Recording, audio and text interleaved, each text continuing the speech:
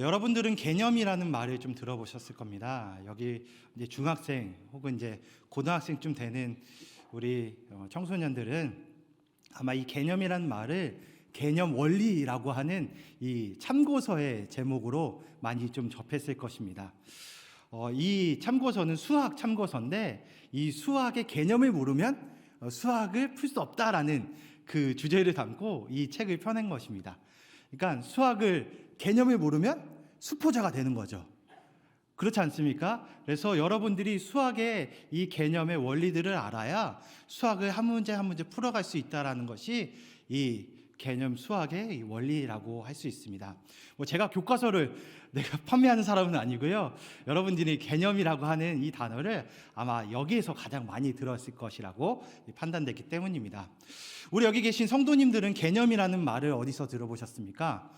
혹시 야, 이 개념 없다 라고 하는 이 말로 접해보시진 않았습니까?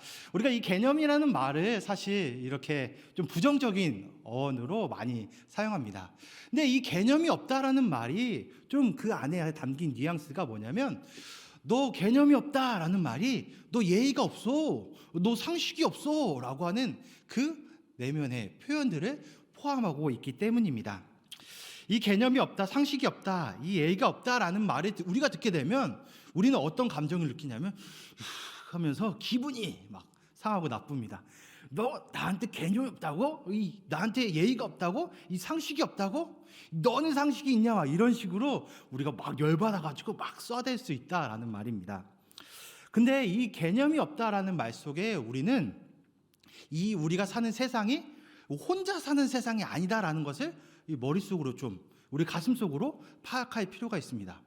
왜냐하면 이 개념이 있어야 우리가 여럿이 같이 공동으로 생활할 때 개념이 없으면 같이 생활을 못한다는 의미가 이 말 속에 숨겨져 있기 때문입니다. 그래서 당신이 개념이 없다라는 말은 당신은 우리와 같이 어울릴 수 없고 우리와 같이 생활할 수 없다라는 그 의미를 내포하고 있기 때문입니다. 결국 우리가 사는 세상은 이 혼자 사는 세상이 아닙니다. 그래서 다수가 어울리며 공통적인 지식이나 생활을 공유하면서 살아가는 게 우리가 사는 세상입니다. 그런데 개념이 없다는 이 말은 사람들과 어울리지 못한다라는 뜻이다라는 것입니다. 오늘 졸업을 앞두고 또 진급하는 여기 계신 우리 여러분들은 오늘 교회에 대한 개념이 있으신 분입니다. 무슨 말인지 아시겠습니까? 여러분들이 만약 교회에 대한 개념이 없었으면 이 자리에 앉아있지도 않았을 것입니다. 내가 교회 학교 졸업하는 게 뭐라고? 라고 하면서 나 안 갈래? 이렇게 할 수 있답니다. 근데 교회를 아는 여러분들이 이 자리에 앉아있다라는 것입니다. 내가 교회를 알고 교회가 어떤 곳인지 한번 생각하기 때문에 그래도 내가 이 자리에 나가야지, 내가 이 자리에 참석해서 내가 한 살 더 먹고 또 한 학년이 올라가고 또 내가 진급하여서 위에 학급의 그 교회 학교에 올라간다라는 것을 참 개념 있는 사람이라고 생각해야 되기 때문입니다. 여기 진급하신 여러분들 자기 머리 쓰다듬으면서 개념 있다 이렇게 한번 해보겠습니다. 개념 있다. 예. 여러분들이 교회의 개념을 알기 때문에 이 자리에 있다라는 것입니다. 교회에 개념이 없었으면 이렇게 하기 어렵기 때문입니다.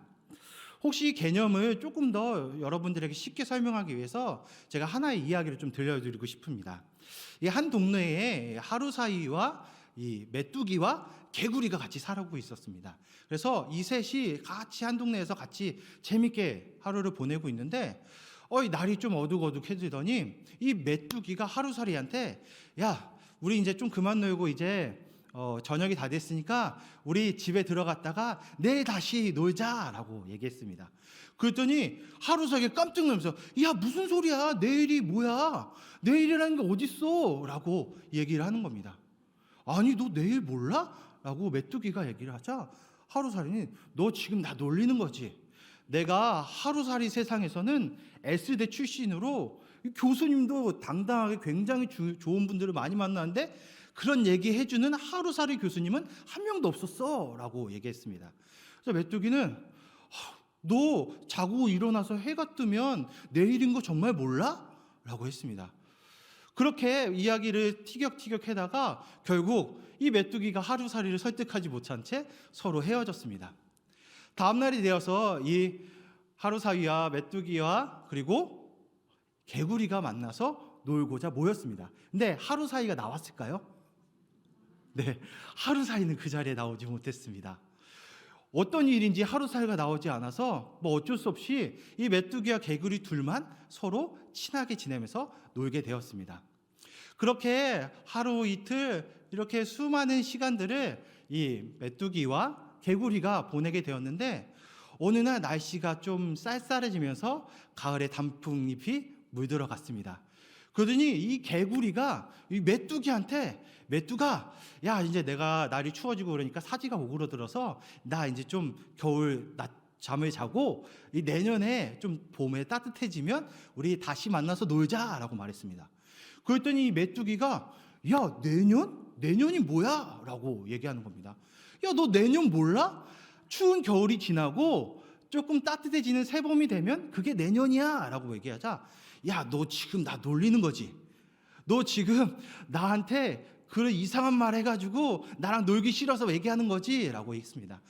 내가 이 메뚜기 세계에서는 하버드 출신인데 아무리 그래도 내가 그런 얘기를 들어본 적이 한 번도 없어 라고 대답했습니다. 그랬더니 이 개구리가, 저 바보 아니야?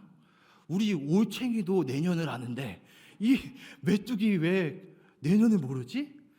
메뚜기도 한철이라고, 메뚜기는 이 가을 이후의 삶을 한 번도 살아보지 못했기 때문입니다. 사랑하는 여러분, 우리 개념이 없으면 아무리 설명하고 설득하고 이야기를 해도 이해가 됩니까? 안 됩니까? 되지 않습니다. 그것을, 개념을 도대체 알지 못하게 된다면 서로 말은 하지만 그 뜻을 이해하고 공감하고 서로 계속 대화를 이어갈 수 없다라는 것입니다.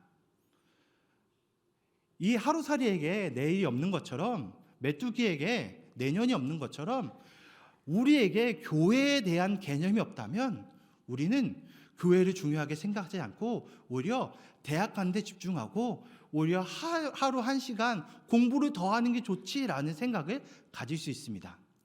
하지만 우리가 교회에 대한 개념이 있고 교회를 정말 중요하게 생각한다면 우리가 하나님 앞에 어떻게 행하고 어떤 교회의 개념을 가지고 나가야 될지 우리가 금방 깨달을 수 있다는 것입니다. 여기서 여러분들에게 질문을 한 가지 좀 드리고 싶습니다. 여러분, 그럼 교회는 교회만이 가진 개념이 있을까라는 질문입니다. 여러분, 그렇게 생각해 보신 적 있습니까? 교회는 교회만의 사람들이 함께 나누고 이해하고 생각하는 것이 있냐라는 것입니다. 교회에 출석하면서 혹은 사회 혹은 세상이 다르다고 느껴보신 적이 있다라는 것입니다. 그러니까 교회에 나가선 요거는 교회에서 하는 말이고 세상에 나가면 요거는 교회랑 또 다른 말을 하고 요런 게 충돌해져 본 경험이 있냐라는 것입니다. 교회 출석하는 사람이 교회 출석하지 않는 사람에게 아무리 교회에 대해서 이야기해도 야, 너 그런 게 어딨어? 너 지금 나 놀리는 거지? 라는 하는 이 이야기를 들어보신 적 있냐라는 것입니다. 교회는 예수님을 믿는 사람들의 모임인데 오늘 이 말씀을 통해서 이 교회에 대한 개념이 무엇이고 또 교회에 대한 이 개념이 있는 것이 우리에게 얼마나 복된 것인지 함께 알아보기를 축원합니다. 오늘 우리에게 주신 하나님의 말씀 마태복음 16장은 교회의 탄생과 교회의 권세에 대한 말씀입니다. 오늘 우리가 본문은 짧게이겠지만 조금 더 자세히 성경 구절을 보면 마태복음 16장 13절에서 20절 말씀을 보아야 합니다. 그 내용은 이렇습니다. 예수께서 이 빌립보 가이사랴 지방에 가셔서 제자들에게 이렇게 물어보셨습니다. 사람들이 나 예수를 누구라 하느냐라고 하는 질문이었습니다. 그러자 이제 제자들은 세례 요한이요, 엘리야요, 예레미야요, 혹은 선지자 중에 하나요라고 하는 이 이야기를 예수님께 대답했습니다. 그러고는 예수님은 그럼 너희는 나 예수를 누구라 하느냐라고 물었습니다. 그 질문에 베드로는 주는 그리스도시요 살아계신 하나님의 아들입니다라고 대답했습니다. 그 베드로의 이 대답에 예수님은 너무 좋아하시면서 아주 즐거워하고 기뻐하셨습니다. 우리는 이 베드로의 대답을 훗날 베드로의 신앙 고백이라고 이름 붙여서 우리가 이 신앙 고백을 상당히 중요하게 여기는 이 시대에 살고 있습니다. 베드로의 신앙 고백을 혹시 여기 앉아 계신 여러분들도 동일하게 고백하십니까? 네, 심각한 문제입니다. 혹시 베드로의 신앙 고백도 여러분들도 함께 고백하십니까? 예, 베드로의 신앙 고백이 우리의 신앙 고백에 참 중요한 모범이 되는 고백이기 때문입니다. 그리고 이 신앙 고백을 한 베드로의 말에 이어서 예수님은 무엇이라고 말했냐면 17절에서 19절에서 이렇게 말했습니다. 우리 같이 본문을 함께 읽어보겠습니다. 시작. 예수께서 대답하여 이르시되 바요나 시몬아 내가 복이 있도다. 이를 내게 알게 한 이는 혈육이 아니요 하늘에 계신 내 아버지시니라. 또 내가 내게 이르노니 너는 베드로라. 내가 이 반석 위에 내 교회를 세우리니 음부의 권세가 이기지 못하리라. 내가 천국 열쇠를 내게 주리니 내가 땅에서 무엇이든지 매면 하늘에서도 매일 것이요 내가 땅에서도 무엇이든지 풀면 하늘에서도 풀리리라 하시고. 아멘. 네, 잘 읽어주셨습니다. 저를 한번 봐주세요. 저를 한번 좀 따라해 보겠습니다. 교회는 복 있는 곳이다. 교회는 복 있는 곳입니다. 그리고 그 교회를 아는 나는 복 있는 사람입니다. 예수님께서 교회의 개념을 통해서 우리에게 왜 그러셨냐면 이 복을 주시고 싶어서 교회를 만드셨다라는 것입니다. 오늘 말씀 속에서 교회 개념 속에서 우리에게 주시고자 하는 복을 이 두 가지로 같이 나누어 생각해 볼 수 있습니다. 먼저 주님께서 우리에게 주시고자 하는 교회의 복은 첫 번째, 신앙 고백의 복이다라는 것입니다. 예수님께서 제자들에게 네가 나를 누구라 하느냐라는 질문을 하셨습니다. 그 질문에 아까 말한 대로 주는 그리스도시요 살아계신 하나님의 아들입니다 라고 이야기했습니다. 우리가 누군가를 어떻게 부르느냐는 생각보다 중요한 일입니다. 누군가를 이 부르는 호칭에 의해서 그 사람을 어떻게 대할 건지에 대해서도 그 안에 담겨져 있기 때문입니다. 만약 학생이 선생님을 선생 가게 가봐 이렇게 하면 어떻습니까? 그 학생은 선생을 선생님으로 대하는 겁니까? 그렇지 않습니까? 그 호칭에 담긴 뉘앙스가 선생님을 선생으로 여기지 않는 그 마음이 담겨져 있습니다. 그런 학생은 교만한 학생일 것입니다. 배우고자 하는 마음이 있다 그러면 선생님을 선생님 저 가르쳐 주세요. 선생님 도와주세요 라고 바르고 예의 있게 말할 것입니다. 그런데 그런 마음이 담겨져 있으면 호칭이 막 나가게 될 것입니다. 반대로 선생님도 아이들을 정말 소중하게 여기고 따뜻하게 대한다면 아이고 얘 왔니? 어떻게 지냈니? 이렇게 좀 다정하고 다정가하게 얘기할 텐데 선생님이 아이를 막대하면 왔어? 앉아 보자 펴 읽어 뭐야? 이렇게 물어볼 겁니다. 아이를 진심으로 대하는 마음이 따뜻하게 담겨져 있다면 그 말 속에서 그 어른이 아이를 대하는 태도가 묻어나기 때문입니다. 이처럼 우리가 이 상대방을 어떻게 부르느냐는 굉장히 중요합니다. 베드로가 예수님을 3년 동안 따라다녔습니다. 그리고 예수님이 3년 동안 따르면서 보고 느끼고 체험하고 깨달은 것이 무엇입니까? 주는 그리스도시요 살아계신 하나님의 아들입니다라는 것입니다. 다른 것을 느낀 게 아닙니다. 이 신앙 고백으로 그가 느낀 것을 다 표현해 버렸다라는 것입니다. 이 베드로가 느낀 것은 예수님은 학교 학생회장이 아니라는 것입니다. 이 아파트의 동대표가 아니라는 겁니다. 또 예수님이 어디 반상의 동호회 회장이 아니다라는 것입니다. 예수님은 주인이시요 살아계신 하나님의 아들이다라는 것을 이 베드로가 느꼈다라는 것입니다. 그럼 여러분들은 예수님을 어떻게 느끼고 계십니까? 여러분이 그동안 교회의 개념을 알고 계시면서 우리 예수님이 주는 그리스도시요 살아계신 하나님의 아들입니다 라고 여러분들도 동일하게 느끼고 계십니까? 네, 그럼 여러분들은 신앙 고백에 복이 있는 사람들입니다. 나도 이 베드로가 고백한 것처럼 예수를 주인으로 시인하며 나의 구원자시며 그 하나님의 아들로서 나를 구원하기 위해서 그 생명을 바쳤다라는 것을 통일하게 고백할 수 있다라는 것입니다. 여러분의 입 밖으로 고백의 말을 꺼내는 것이 참 중요하고, 이 사실 고백의 말이 얼마나 어려운지 한 가지 예를 들면 좀 쉽게 파악할 수 있습니다. 혹시 여러분들이 좋아하는 사람에게 좋아한다라는 말을 고백하신 적이 있습니까? 예를 들어 남녀가 썸을 타고 있다가 이 본격적으로 이성 교제를 하려면 어떻게 해야 됩니까? 한쪽이 고백하든지 아니면 양쪽이 동시에 고백하든지 누군가의 고백이 있어야 되지 않겠습니까? 우리는 말도 없이 통해갖고 만났어 라고 하는 사람은 없을 겁니다. 옆에 한번 보시기 바랍니다. 그렇게 고백하며 만났습니까?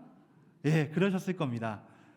누군가 말을 했기 때문에, 누가 내 속에 있는 그 사람을 좋아하는 마음을 표현했기 때문에 서로가 사이가 가까워지고 관계가 깊어질 수 있었다라는 것입니다. 우리 만나볼래? 혹은 사귈래? 너 나의 남자친구가 돼볼래? 나 너를 사랑해 라고 하는 이 말을 꺼내지 않으면 우리의 사이에 관계의 발전은 없기 때문입니다. 이렇게 고백을 하게 되면 둘의 관계가 변하게 되는 것입니다. 그저 남사친, 여사친에서 이성교제라는 친한 사이로 변하고, 그 마음이 더 커져 나랑 결혼해 줄래? 라고 하면 어떤 일이 벌어집니까? 둘 사이가 부부가 되는 놀라운 일이 펼쳐지게 되는 것입니다. 혹시 부부가 같이 앉아 계십니까? 그럼 이렇게 고백해 보시기 바랍니다. 당신을 사랑합니다. 네, 요즘 말 안 하고 계시는군요. 부부 사이에도 사랑한다 고백을 많이 해주세요. 여러분, 고백은 뭐냐면 복입니다. 고백을 통해서 우리는 복을 얻을 수 있습니다. 고백을 통해서 사랑하는 이성을 얻을 수 있는 것처럼 우리 주님께서는 이 신앙 고백을 통해서 교회라는 복을 우리에게 주셨다라는 것입니다. 이것을 믿으십니까? 이것을 가지고 우리가 교회의 개념을 생각하지 않으면 우리가 고백 없이 그냥 교회에 출석하는 사람, 교회 다니는 사람으로 전략해버리게 됩니다. 야, 나 상남교회 다녀. 그 속에는 예수님이 없을 수도 있습니다. 그 속에는 예수님에 대한 신앙 고백 없이 그저 교회에 왔다 갔다 하는 그러한 썬데이 크리스찬으로 변모할 수 있다라는 것입니다. 그렇기 때문에 우리가 고백하는 것은 상당한 의미와 중요한 복을 내포하고 있습니다. 우리가 이렇게 복을 중요하게 여겨야 되는 이유를 로마서 10장 9절에서 10절은 이렇게 말씀합니다. 내가 만일 내 입으로 예수를 주로 시인하여 또 하나님께서 그를 죽은 자 가운데서 살리신 것을 내 마음에 믿으면 구원을 받으리라. 사람이 마음으로 믿어 의에 이르고 입으로 시인하여 구원에 이르느니라. 아멘. 우리가 입을 열어 이 예수님을 주인으로 시인하면 이것이 신앙 고백으로 주님께서는 너를 구원해 주겠다라는 그 고백으로 받아주신다라는 것입니다. 그러므로 오늘 입을 열어 주님은 저의 그 주인이시요 그리스도시요 살아계신 하나님의 아들입니다 라고 고백하시기 바랍니다. 그것이 여러분들에게 복일 것입니다. 그리고 교회 개념 속에 우리에게 주시는 복 두 번째는 주인의 복을 주신다라는 것입니다. 18절에 보면 예수님께서 내가 이 반석 위에 내 교회를 세우시겠다라고 말씀하셨습니다. 이게 무슨 말이냐면 예수님이 신앙 고백 위에 이 교회를 세우시겠다라는 말인데, 쉽게 말해서 이 예수님이 신앙 고백의 주인이시고 교회의 주인이시다라는 말을 여기에 담고 있는 것입니다. 사실 우리 사회가 이 왕정 시대나 뭔가 인도의 카스트 제도처럼 이 명확한 신분 계급이 있어가지고 우리가 종과 주인의 관계를 명확히 알고 깨닫기는 참 어려운 시대를 살고 있습니다. 근데 저는 개인적으로 주인을 잘 만나야 된다라는 것을 좀 간접적으로 체험한 게 있습니다. 제가 결혼을 하고 이 전세로 이제 신혼집을 구하게 됐습니다. 이 4층짜리 빌라의 1층을 이 전세로 구하게 됐는데 너무 깨끗하고 넓고 그리고 1층이라 출입이 편리해서 야, 이 집 참 잘 구했다. 아유, 내가 참 인생의 첫 집인데 참 새를 잘 얻었구나라고 하면서 즐거운 시간을 보내고 있었습니다. 근데 이 6개월이 채 되기 전에 저한테 악몽 같은 일이 벌어졌습니다. 왜냐하면 갑자기 뒤쪽 베란다에서 하수가 역류하더니 그 물이 방으로 이렇게 들어오려 말랑 막 그렇게 하는 겁니다. 난리가 난 그 베란다를 보고 막 수건이란 수건은 다 꺼내가지고 막고 처리하고 하는데 문제가 부엌에서 터졌습니다. 부엌에서 이 하수가 역류하더니 우리 집 부엌을 난리를 맞는 것입니다. 어떻게 손을 쓸 수가 없어서 이 상황을 이 윗집과 집주인에게 알렸습니다. 그런데 이 윗집과 집주인에게 알렸는데 참 그 사이에서 오랜 시간이, 며칠 사이가 참 천년 같은 그런 시간이 굉장히 갈등이 있었던 것을 기억합니다. 그러니까 주인을 잘 만나야 이런 문제도 잘 해결할 수 있구나, 내 집 주인이 참 이렇게 중요하구나라는 것을 제가 그때 간접적으로 느끼고 깨닫게 되었습니다. 혹시 여기 집주인이 계십니까? 세입자를 긍휼히 여길지니 세입자가 살만한 세상이니라 라는 내가 복음이 여러분들에게 이루어지길 바랍니다.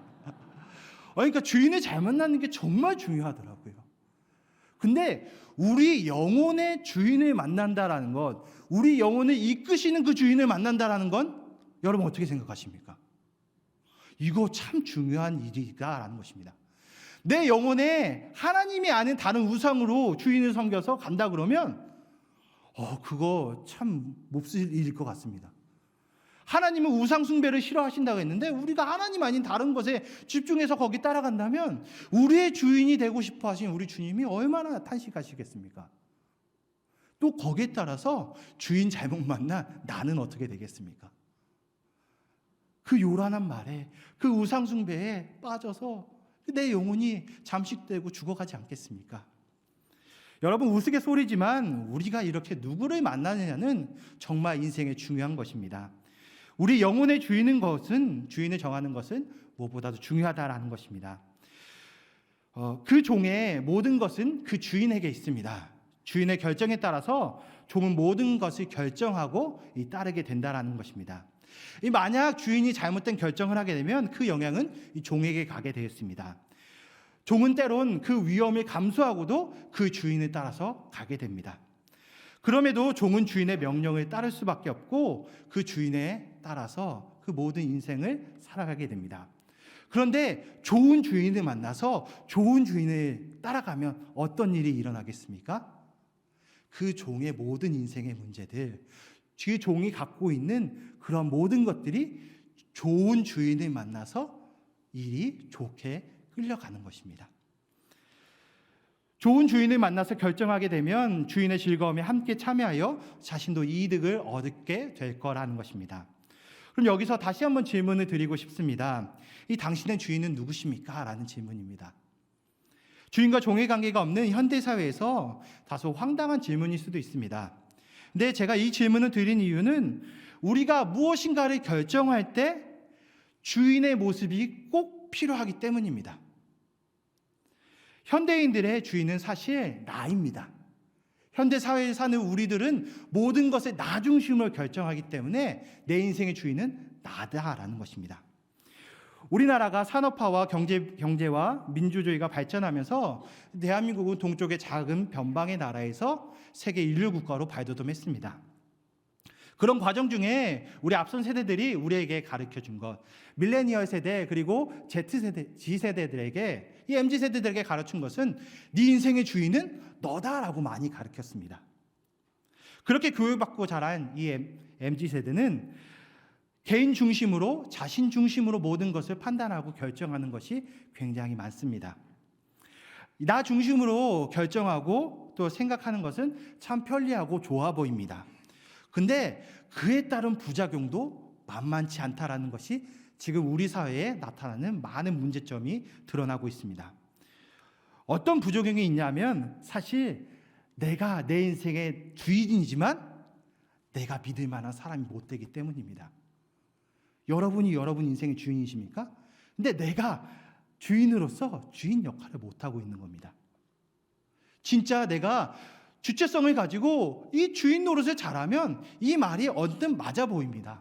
하지만 내 인생의 주인이 나지만 내가 나를 믿지 못하고 내 주인의 노릇하는 내 자신이 흔들리고 방황하고 넘어지고 쓰러지고 있는데 무슨 뭐가 가겠습니까? 뭐가 되겠습니까? 라는 것입니다. 자주성을 갖고 자신 스스로가 발전하기 위해서 노력하는 그 모습이 없는데 어찌 인생의 주인이 나라는 것입니까? 그렇다면 여러분들은 다시 한번 주인을 정할 필요가 있습니다. 여러분들의 주인은 누구십니까? 여러분이 진정 신뢰하고 따라갈 만한 주인이 누구냐라는 것입니까? 나입니까? 아니면 우리 주 예수 그리스도입니까? 그것을 선택할 때가 지금 여러분이 놓인 시대입니다. 인생의 무엇을 주인으로 삼고 살아가는 것이 그의 삶의 방향과 결과를 결정하게 될 것입니다. 그런 면에서 예수님을 주인으로 정하는 것은 주님께서 원하시는 것뿐만이 아니라 오늘 말씀에서는 주인이 어떠냐, 누구냐에 따라서 변하는 것을 이렇게 구분합니다. 18절과 19절에 이렇게 나와 있는데 저를 따라해 보겠습니다. 음부의 권세와 천국 열쇠. 주인을 잘못 정하면 우리는 음부의 권세에 끌려가게 됩니다.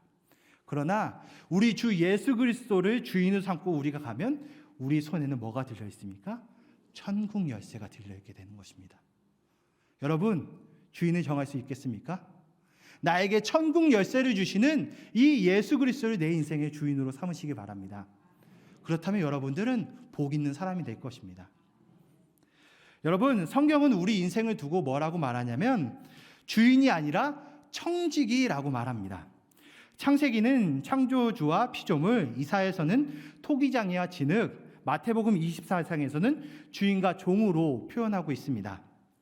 그리고 이것을 좀 정리해서 말하면 청지기라고 표현할 수 있는 것입니다. 마태복음 24장 47절에 보면 우리의 주인 되신 예수님은 종인 우리에게 청지기로 맡겨주신 것이 있는데 그 맡겨주신 것이 모든 것입니다. 놀랍지 않습니까? 청지기로서 주인이 모든 것을 맡겨줬다라는 것입니다. 마태복음 24장 47절을 읽어보겠습니다.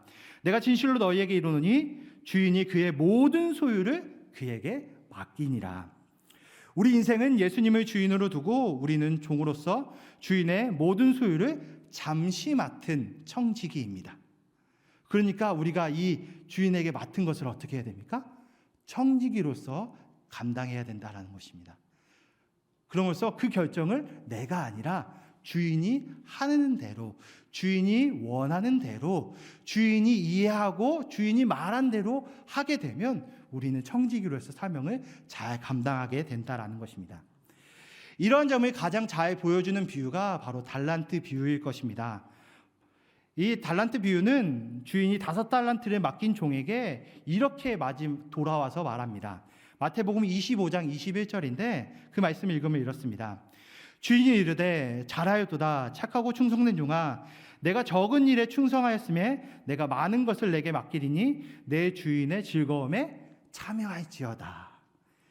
주인이 그 맡긴 것에 청지기로 이해하고 주인의 뜻에 합당하게 결정한 그 종이 들은 말은 잘하고 착하고 충성된 종, 내가 너에게 더 많은 것을 맡기겠다라는 말일 것입니다. 사랑하는 여러분들은 청지기로서 삶을 살아가시기 바랍니다. 주인의 마음을 이해하고 주인의 뜻을 내가 그 맡은 자로서 제대로 펼치시기 바랍니다.